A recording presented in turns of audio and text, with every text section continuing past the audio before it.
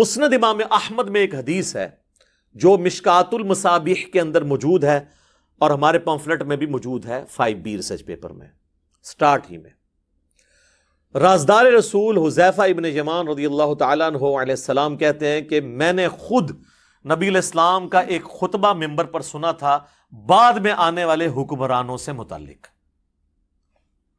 دودھ کا دودھ پانی کا پانی ہو جائے گا. اور یہ ہے بھی رازدار رسول ہیں جنہیں منافقین کے نام بتائے تھے نبی صلی اللہ علیہ وآلہ وسلم نے.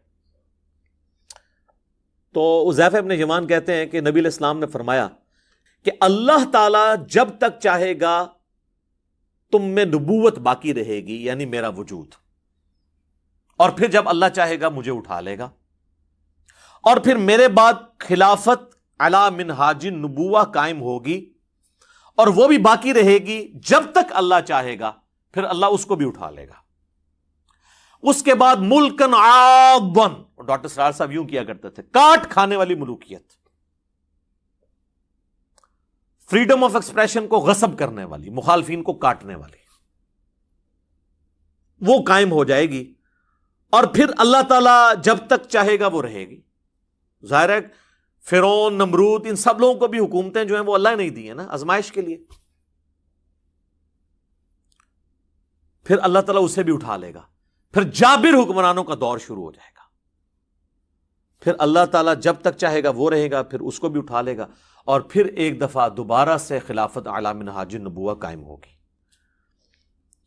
یعنی امام محمد بن عبداللہ المہدی رحمہ اللہ تعالی اور رضی اللہ تعالیٰ عنہ علیہ السلام کی خلافت.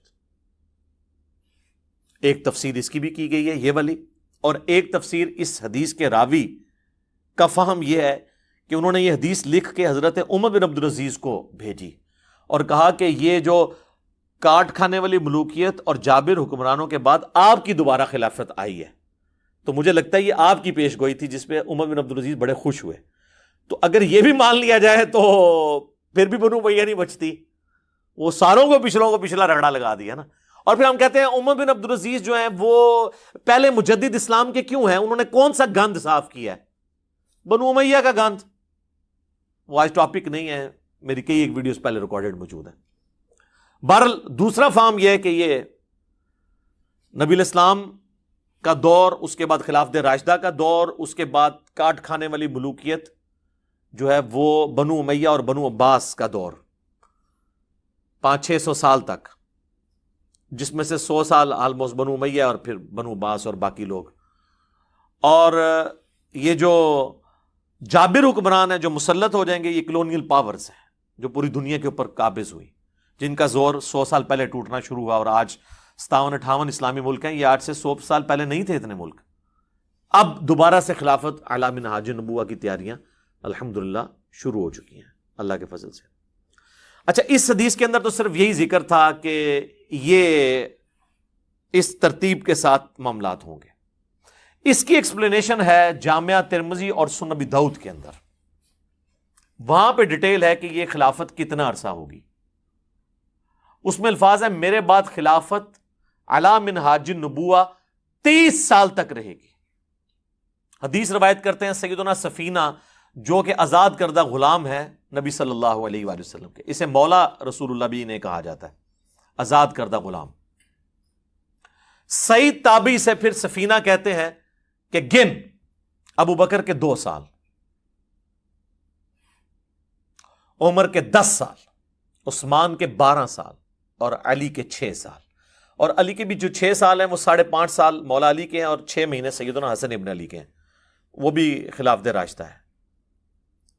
یہ 41 ہجری ربیع الاول میں صلح حسن ہوئی، اور ربیع الاول کے اندر تاریخ کنفرم نہیں لیکن مہینہ ربیع الاول کا تھا. نبی علیہ السلام کی ڈیتھ ہوئی 11 ہجری کے اندر. یہ ٹوٹل 30 سال بنتے ہیں، اور خود امام ابن تیمیہ بھی مانتے ہیں کہ صلح حسن کے اوپر خلافت راشدہ ختم ہوئی اور نبی علیہ السلام کی پیش گوئی پوری ہوئی. تو ان کا جو شاگرد ہے نا سعید تابعی، ابو داؤد کے الفاظ ہیں، وہ کہتا ہے کہ یہ جو بنو امیہ کے لوگ ہیں، آل مروان، بنو زرقا، نیلی آنکھوں والے، یہ تو کہتے ہیں کہ علی علیہ السلام خلیفہ ہی نہیں ہے. یہاں پہ امام داؤد نے لکھا علی علیہ السلام، لیکن آپ کے مولوی نے نکال دیا ترجمے والی کتاب میں. اسلام 360 میں بھی عربی والے حصے میں ہے اردو والے سے نکل گیا ہے, اردو میں رضی اللہ عنہ ہو گیا ہے.